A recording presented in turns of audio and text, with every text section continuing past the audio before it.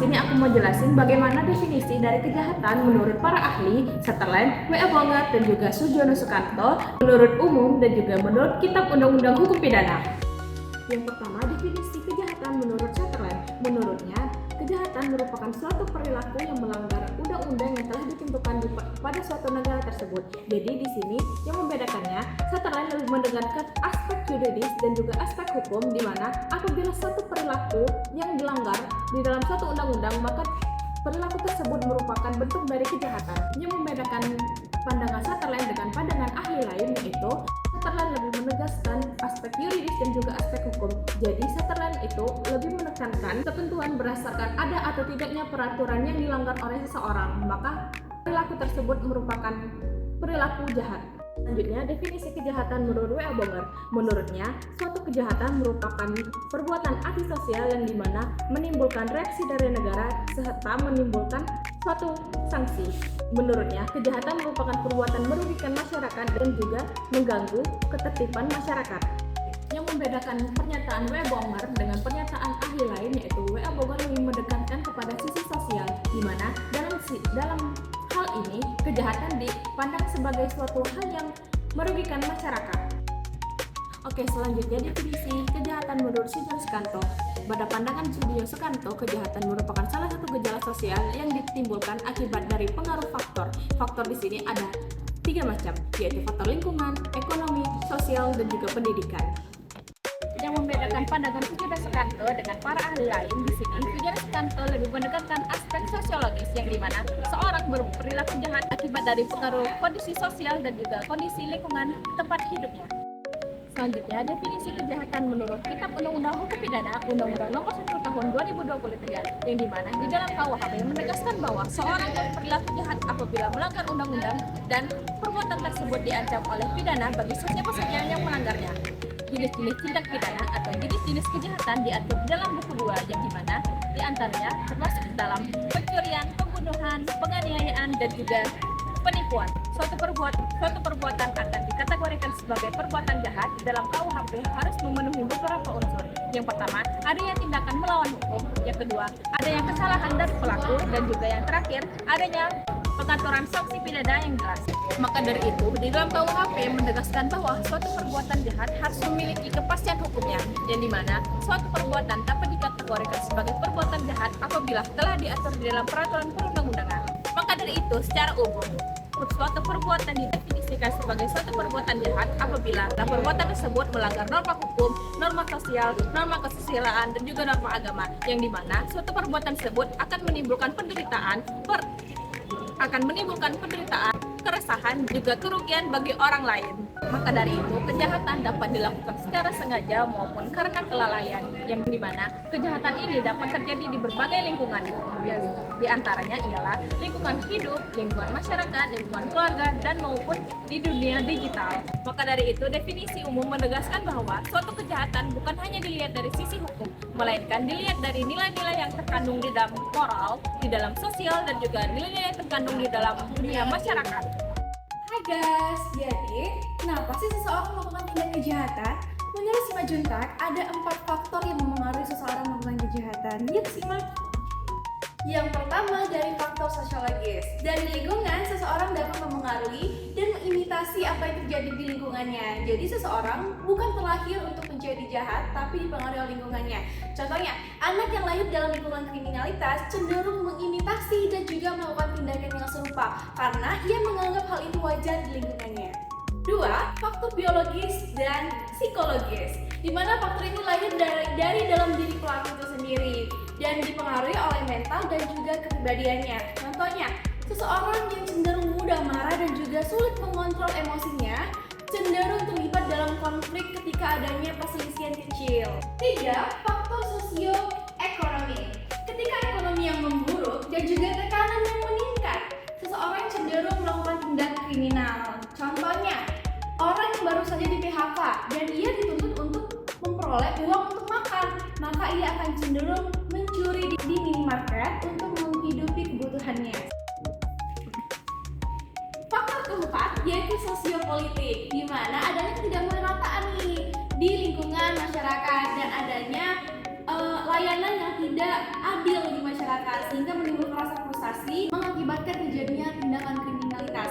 Contohnya, orang pinggiran yang selalu diabaikan dan cenderung tidak mendapatkan layanan yang baik, maka mereka akan melakukan tindakan anarkis di lingkungannya. Seperti itu.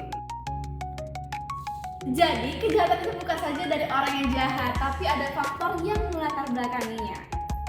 Ini kita akan bahas tentang contoh dari kejahatan. Untuk contoh kejahatan ini, kami mengambil dari penggolongan kejahatan. Yakni ada 5 penggolongan. Yang pertama ada professional crime, organized crime, occupational crime, white collar crime, dan juga blue collar crime. Dimulai dari professional crime.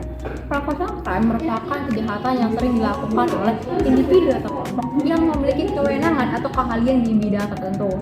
Nah, contoh yang mungkin pernah kita dengar dari professional crime itu adalah malpraktek medis, yang mana seorang dokter dengan sengaja ataupun tidak melakukan aktivitas atau kegiatan yang justru membahayakan nyawa pasiennya. Kasus nyata yang pernah terjadi di Indonesia yaitu adalah seorang dokter di rumah sakit swasta Jakarta yang secara tidak sengaja melakukan malpraktek dalam pengoperasian bedah terhadap seorang pasien yang menyebabkan kecacatan permanen pada pasien tersebut dikarenakan dokter ini salah mendiagnosa keadaan atau penyakit dari pasien tersebut. Yang kedua itu ada organized crime. Organized crime merupakan kejahatan yang terstruktur yang dilakukan baik individu ataupun kelompok. Hanya secara umumnya organized crime itu dilakukan oleh sekelompok orang atau kelompok golongan.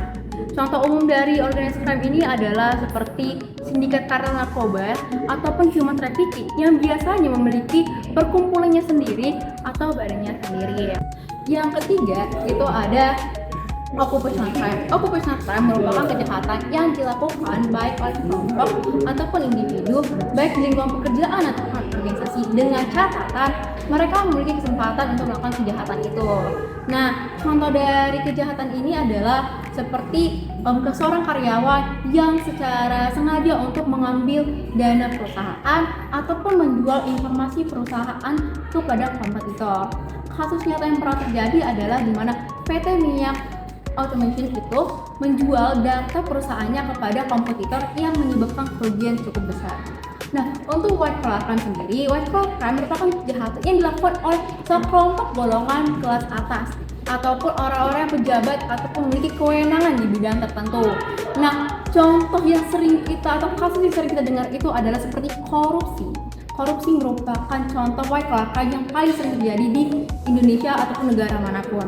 Dan yang terakhir itu adalah blue collar crime. Nah, blue collar crime ini merupakan kejahatan yang dilakukan oleh golongan atau masyarakat kelas bawah, yang mana mereka itu melakukannya bukan untuk memenuhi kepentingan finansial semata, melainkan untuk memenuhi kebutuhan hidupnya. Nah, contoh yang umum terlihat pencurian ringan ataupun begal ataupun penjualan narkoba, tapi dilakukan oleh preman-preman pasar, bukan oleh kartel. Nah, itu adalah beberapa contoh dari kejahatan yang ada di dunia. Selanjutnya merupakan tips mengatasi kejahatan, di mana dalam mengatasi kejahatan tersebut harus dilakukan secara menyeluruh dan terintegritas, yang mana tidak dapat hanya dilakukan dengan satu cara. Berikut merupakan poin-poin penting dalam upaya pencegahan kejahatan. Yang pertama, pencegahan situasional dilakukan dengan memperkecil kesempatan melakukan kejahatan seperti pemasangan CCTV, patroli, penerangan jalan, pagar pengaman, ataupun kunci ganda yang berfungsi untuk agar pelaku lebih sulit untuk melakukan kejahatan. Yang kedua, pencegahan sosial yang berfokus pada pembinaan masyarakat melalui pendidikan karakter, kesadaran hukum, pelatihan kerja, maupun mengatasi faktor penyebab terjadinya kejahatan seperti kemiskinan maupun kurangnya akses kesehatan mental. Yang ketiga yaitu pengawasan dan kontrol sosial yang melibatkan peran masyarakat melalui ronda, siskamling maupun community policing serta pengawasan daripada keluarga maupun lingkungan agar mencegah terjadinya tindak kejahatan tersebut. Yang keempat, penegakan hukum yang restoratif di mana mengutamakan penyelesaian yang adil seperti mediasi, rehabilitasi, dan pemberian sanksi yang proporsional terutama bagi pelaku anak maupun pelaku yang pertama kali.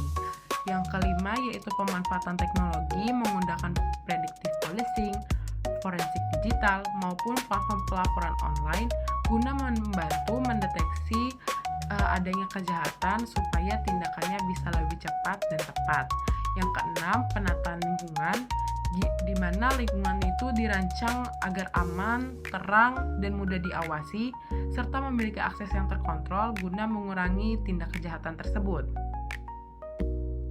Yang terakhir yaitu peningkatan kapasitas dan kerjasama, di mana aparat penegak hukum perlu dilatih secara profesional, didukung dengan kerjasama pemerintah, akademisi, masyarakat maupun swasta, agar pencegahan kejahatan berbasis bukti dapat berjalan secara efektif.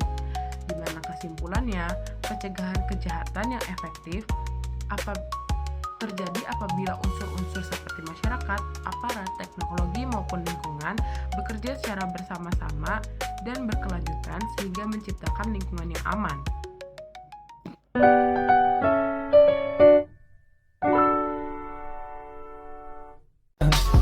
I just had to let you know you're